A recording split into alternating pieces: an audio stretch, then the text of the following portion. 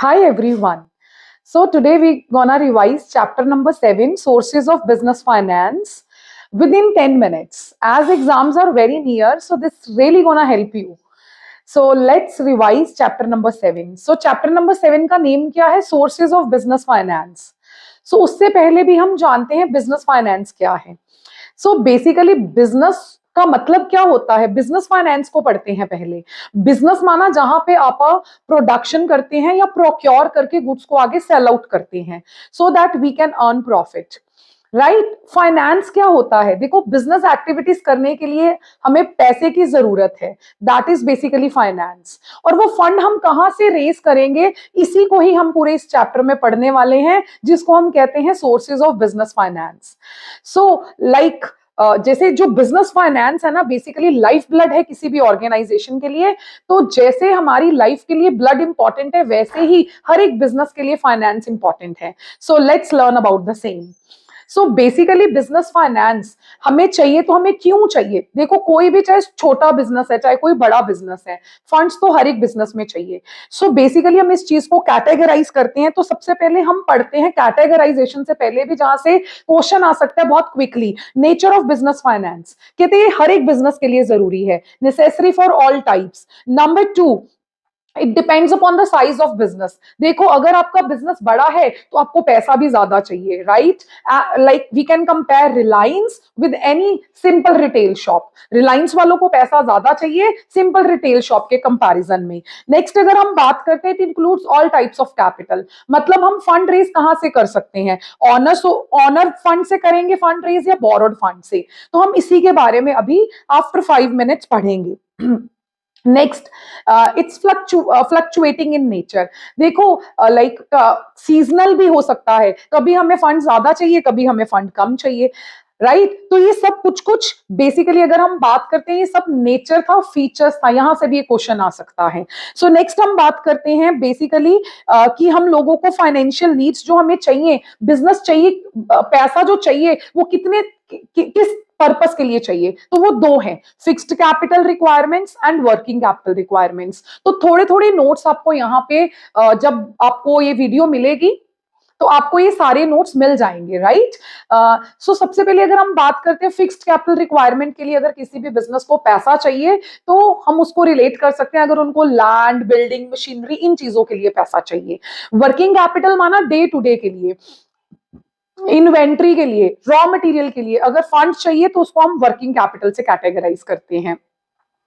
So now come to the main point, जो basically इस पूरे चैप्टर का बहुत इंपॉर्टेंट कंपोनेंट है. That are the sources of funds. So अगर हम सोर्सेज ऑफ फंड को क्लासिफाई करते हैं तो हम उसको 3 बेसिस पे कैटेगराइज कर सकते हैं. Number 1 on the basis of period, number 2 on the basis of ownership, number 3 on the basis of generation. Time period के बेसिस पे हम कैटेगराइज कर सकते हैं short term, medium term, long term. और on the basis of ownership हम categorize कर सकते हैं owners fund, borrowed fund. And on the basis of generation हम कैटेगराइज कर सकते हैं इंटरनल, एक्सटर्नल. तो मैं इसके बारे में 1 मिनट में आपको सब क्रक्स देती हूं. देखो, अगर आपको अप टू 1 ईयर के लिए पैसे की जरूरत है, it comes under the category of short term. अगर आपको 3 इयर्स टू 5 इयर्स के लिए पैसे की जरूरत है, it comes under the category of medium term. More than 5 years के लिए जरूरत है, it comes under the category of long term. Right. और ये फंड आप कहां से रेज करते हैं? ऑनर्स फंड से या बोरोड फंड से? बोरोड फंड माना अगर हम पैसा कहीं से उधारी पे ले रहे हैं और उसको हमें एक सर्टेन टाइम पीरियड के बाद विद इंटरेस्ट वापस करना ही पड़ेगा, चाहे हमें प्रॉफिट्स हो रहे हैं चाहे हमें नहीं हो रहे हैं. ऑनर्स फंड का मतलब है अगर इस फंड के जरिए हम फंड रेज करते हैं तो माना जो लोग हमारी कंपनी में इन्वेस्ट कर रहे हैं, they will be the honours of the company. Right. Next is internal and external. Internal मतलब विद इन, एक्सटर्नल मतलब जब हम बाहर से फंड रेज करते हैं. सो बेसिकली अगर मैं सुभाष दे की बुक के अकॉर्डिंग चलती हूं तो सुभाष दे में जो क्लासिफिकेशन है that is on the basis of ownership. Let's discuss about the same. So on the basis of अगर ऑनरशिप की बात करते हैं, so first is owners fund and other is borrowed fund. इसमें डिफरेंस आने का भी बहुत चांस है. So owners fund basically, owners fund की कैटेगरी में कौन से सोर्सेज आते हैं? Let's discuss. Equity shares, preference shares, retained earning, ADR, GDR, IDR. लेकिन दिस ईयर जो सिलेबाई में वो 3 है. Equity share, preference shares and retained earnings. And borrowed fund की बात करते हैं तो उसमें बहुत सारे हैं, जैसे कि debentures and bonds, loan from financial institutions, loan from commercial banks and trade credit, ICD and public deposits. Let's discuss one by one. तो सबसे पहले अगर हम इक्विटी शेयर्स की बात करते हैं, इक्विटी शेयर्स कंपनी के लिए बहुत एक असेंशियल एलिमेंट है, प्री रेक्विजिट है किसी भी कंपनी के लिए। कोई भी कंपनी है वो शेयर इशू करती ही करती है। ये कंपनी का परमानेंट सोर्स है कैपिटल का, राइट, ये परमानेंट कैपिटल है। और जो लोग भी इक्विटी शेयर्स के जरिए कंपनी में पैसा लगाते हैं वो कंपनी के शेयर होल्डर्स कहलाते हैं। और इक्विटी शेयर होल्डर्स को वोटिंग राइट्स मिलते हैं, राइट। एंड जो इक्विटी शेयर होल्डर्स होते हैं basically they are also known as residual owners, क्योंकि इनको सारे क्लेम्स चुकाने के बाद इनको लास्ट में मिलता है। ठीक है, तो कंपनी के पॉइंट ऑफ व्यू से इक्विटी शेयर्स में रिस्क कम होता है, लेकिन इन्वेस्टर के पॉइंट ऑफ व्यू से रिस्क ज्यादा होता है और रिटर्न भी ज्यादा होता है, राइट। इसमें आपको वोटिंग राइट्स मिलते हैं जो इसकी सबसे बड़ी खूबसूरती है, और आप कंपनी के ऑनर्स बनेंगे। ठीक है, वोटिंग राइट्स भी कैसे मिलेंगे, एज पर योर शेयर। अगर आपका शेयर 10% है, you will be getting voting rights equivalent, अगर ज्यादा है then accordingly, right? Next, moving to the preference shares, they are called hybrid securities. इसमें डिबेंचर्स और शेयर्स का एलिमेंट मिक्स रहता है, इसीलिए इसको हाइब्रिड कहते हैं। इसमें डिबेंचर्स की तरह आपको फिक्स्ड रेट ऑफ डिविडेंड मिलता है, right. Rest depends upon the category of preference shares, लेकिन हम रिवीजन में बहुत क्विक कवर कर रहे हैं तो हम टाइप्स नहीं कवर करेंगे अभी, ठीक है। और प्रेफरेंस शेयर्स में जनरली वोटिंग राइट्स नहीं मिलते हैं, लेकिन कुछ एक्सेप्शनल केसेस में वोटिंग राइट्स मिल जाते हैं। नेक्स्ट, अगर हम बात करते हैं रिटेन्ड अर्निंग्स की, तो रिटेन्ड अर्निंग माना रिजर्व्स, राइट, इसको फ्लोइंग बैक ऑफ प्रॉफिट्स भी कहते हैं। देखो मैं आपको एक एग्जांपल देती हूं। सपोज कंपनी को अर्निंग हुई 100 रुपीज, तो सबसे पहले आप यहाँ पे देख पाएंगे जो मैं बोल रही हूँ यहाँ पे आपको सब रिफ्लेक्ट होगा। सपोज कंपनी को अर्निंग हुई 100 रुपीज, तो कंपनी सबसे पहले इंटरेस्ट वालों को पे करेगी। सपोज कंपनी ने 10 रुपीज पे कर दिया तो बच गया 90 रुपीज। तो उसके बाद कंपनी टैक्स पे करेगी। सपोज कंपनी ने टैक्स पे किया 30 रुपीज, तो बच गए पीछे 60 रुपीज। ठीक है, तो इस 60 रुपीज में कंपनी सबसे पहले प्रेफरेंस वालों को देगी, क्योंकि उनको प्रेफरेंस मिलती है डिविडेंड के टाइम भी और वाइंडिंग अप के टाइम भी, प्रेफरेंस वालों को पैसा पहले मिलता है। ठीक है, तो उसके बाद जो पैसा बच गया, सपोज प्रेफरेंस वालों को 10 पे किया, तो पीछे पैसा बच गया 50 रुपीज, तो उसमें से कंपनी इक्विटी वालों को पे करती है सपोज हाइपोथेटिकली 20 रुपीज। तो जो 30 रुपीज बचे हैं कंपनी उसको रिटेन करके भी रख सकती है, और या कंपनी सारा ही रिटेन कर सकती थी अगर कंपनी को एक्सपेंशंस करनी है, रिस्की प्रोजेक्ट्स में पैसा लगाना है, तो कंपनी रिटेन्ड अर्निंग का सहारा लेती है। और इसमें कंपनी को कोई इम्प्लिसिट या एक्सप्लिसिट कॉस्ट किसी भी तरीके की कॉस्ट नहीं पड़ती है, right, as per this like book. But day to day life में अगर हम देखें, cost of retained earning equal to cost of equity shares ही होती है। वो हम +2 में चर्चा करेंगे, अभी के लिए इतनी ही बात करते हैं। नेक्स्ट, अगर हम बात करते हैं बोरोड फंड की, तो बोरोड फंड बड़ी तरह के हैं। और सबसे पहले अगर हम बात करते हैं, अगर कंपनी को लॉन्ग टर्म के लिए फंड रेस करना है, तो सबसे इंपॉर्टेंट जो बोरोड फंड की कैटेगरी में एलिमेंट है, that is debentures and bonds.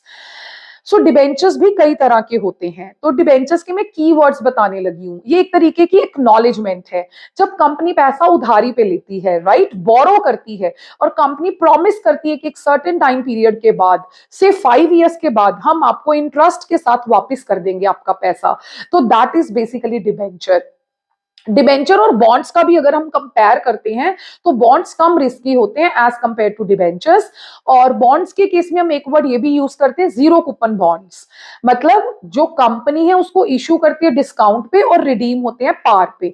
इसके लिए कीवर्ड्स हैं, ठीक है, ये आपको पता होना चाहिए। Issued at discount and redeemed at par का मतलब है, सपोज एक बॉन्ड है 100 रुपीज है, कंपनी उसको इशू करेगी 95 पे, और जब कंपनी लौटाएगी 100 रुपीज ही लौटाएगी, लेकिन इस पे किसी तरीके का कोई इंटरेस्ट फिक्स नहीं होता है, राइट।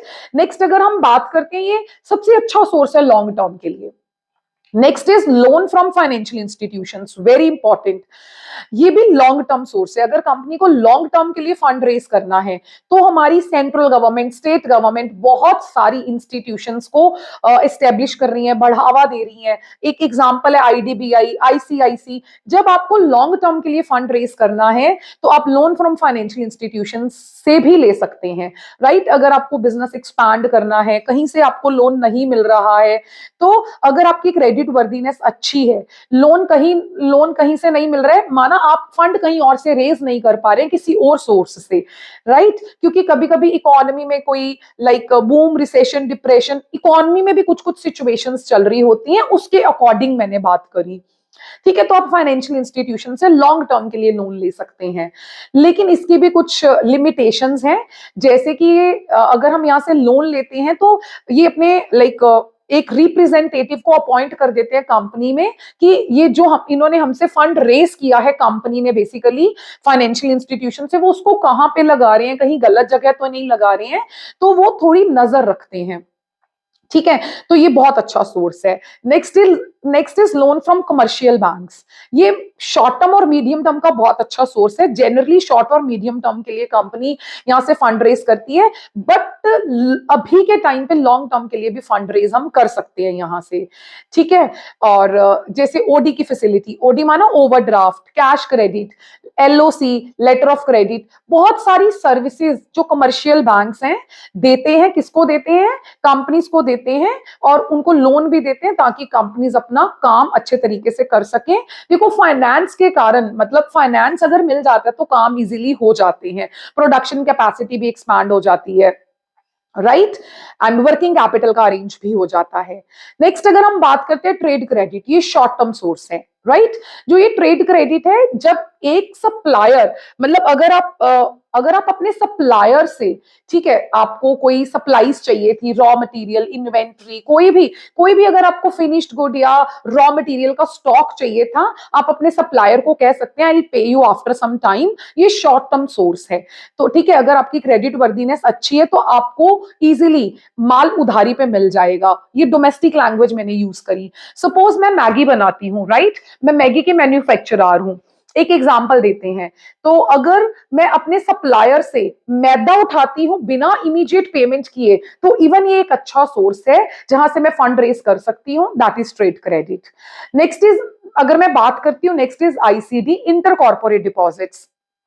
इसमें बेसिकली क्या होता है, एक सरप्लस कंपनी एक डेफिशिट कंपनी को पैसा देती है उधारी पे, ठीक है। और ये सरप्लस कंपनी और डेफिशिट कंपनी को मिलाने का काम कौन करता है? कमीशन एजेंट करता है, राइट। तो यहाँ पे बेसिकली क्या होता है, जो ये आईसीडी है, एक कंपनी दूसरी कंपनी से फंड रेज करती है। ये भी आगे फर्दर कई कैटेगरीज के होते हैं, ठीक है, और उन्हीं के इक्विवेलेंट ही इनके इंटरेस्ट रेट्स होते हैं। And last is the public deposits. ये शॉर्ट टर्म से मीडियम टर्म के लिए अगर आपको फंड रेज करना है, पब्लिक डिपॉजिट्स के लिए जा सकते हो। यहाँ पे कंपनी पब्लिक से फंड रेज करती है, ठीक है, और कंपनी बैंक के कंपैरेटिव इंटरेस्ट रेट ज्यादा देती है पब्लिक को, तो यहाँ पे म्यूचुअल बेनिफिट रहता है, पब्लिक का भी, कंपनी का भी। कंपनी को भी हैसल फ्री लोन मिल जाता है, राइट। बहुत सारी लाइक टर्म्स एंड कंडीशंस नहीं होती, लेकिन आरबीआई के द्वारा कुछ सर्टेन गाइडलाइंस है that the company suppose to follow, तो वो उनको फॉलो करनी पड़ती है, ठीक है। और पब्लिक डिपॉजिट्स अनसिक्योर्ड होते हैं, आपको कोई कोलेटरल नहीं रखना होता। And this was the last minute revision. Detailed version हम जल्दी ही लेके आएंगे। Hope so this is clear to you. Really thank you.